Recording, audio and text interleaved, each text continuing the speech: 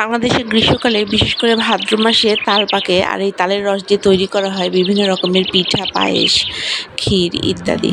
আজকে আমিও তালের রস দিয়ে খুব মজাদার তালের বড়া তৈরি করেছি আর এই ইজি রেসিপিটা আমি আপনাদের সাথে শেয়ার করছি। আসসালামু আলাইকুম বন্ধুরা, আমি সিরাজুম মনিরা আজকে আবারও হাজির হয়ে গেছি আপনাদের সাথে অনেক গল্প করব। আর তালের রসের বড়া আমি কিভাবে তৈরি করি সেই ইজি রেসিপিটা আপনাদের সাথে শেয়ার করব। বাংলাদেশে গ্রীষ্মকালে প্রচুর পরিমাণে তাল পাওয়া যায় আর তালের রস দিয়ে তৈরি করা হয় বিভিন্ন রকমের পিঠা, পায়েস। আজকে আমি তালের বড়াই তৈরি করব তালের রস দিয়ে। পাকা তাল ভালোভাবে চেলে নিয়ে এই তালের রস বের করা হয়। আমিও সেই তালের রসের সাথে দিয়ে দিয়েছি বেশ কিছুটা আটা এবং তার সাথে দিয়ে দিলাম একটু সুজি এবং অ্যাড করে দিচ্ছি কিছুটা নারিকেল এবং চিনি। এখন সবগুলো উপকরণ একসাথে মেখে নিয়ে কিছুক্ষণ রেখে দেব। তালের এই বড়া শুধুমাত্র চালের গুঁড়া দিয়েই তৈরি করা যায়, তবে আমি চালের গুঁড়ার সাথে একটু সুজি অথবা একটু আটা মিক্স করি। আজকে আর আটা মিক্স করিনি, আজকে একটু সুজি মিক্স করেছি। এতে তালের বড়াটা বেশ দীর্ঘক্ষণ নরম থাকে এবং খেতেও অনেক মজা লাগে। এখন প্যানে নিয়ে নিয়েছি তেল, তেলটা খুব ভালোভাবে গরম করে একে একে তালের বড়াগুলো আমি হাত দিয়ে ছেড়ে দিব। তালের বড়া বানাতে খুবই অল্প সময় লাগে, শুধুমাত্র তালটা ছেঁকে থাকলেই তালের বড়াটা খুব দ্রুত বানিয়ে ফেলা যায়। গ্রীষ্মকালের ভাদ্র মাসে তাল পাকে আর এই সময় তালের রস সংরক্ষণ করে রাখা যায়। এই তালের রস দিয়ে তৈরি হয় নানা রকমের পিঠা, পায়েস।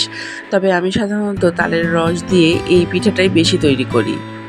তালের রুটি, তালের পিঠা বা তালের কেক, তালের পায়েস এগুলোর চেয়ে আমার এই তালের বড়াটা খেতে বেশি ভালো লাগে। আধুনিকতার সাথে তাল মিলিয়ে এই তালের রস দিয়ে কিন্তু আরও অনেক রকমারি খাবার ইদানিং তৈরি করা হচ্ছে। তবে আমার মনে হয় ট্রেডিশনাল কিছু খাবার আছে যেগুলো সবসময় আমাদের মনে স্থান করে নিয়েছে।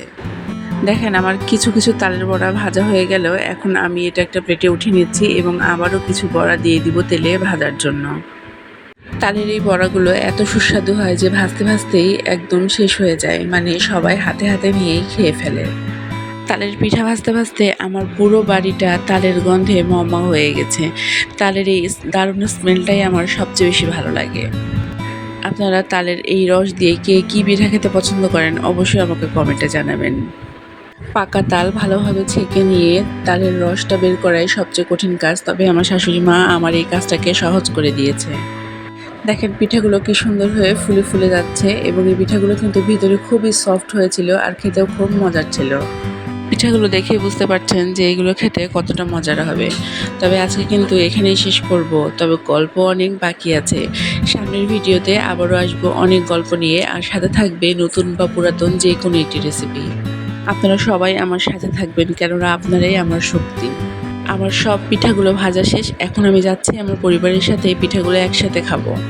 সবাই ভালো থাকবেন, সুস্থ থাকবেন এবং আমাকে আপনাদের দোয়ায় রাখবেন। আল্লাহ হাফেজ।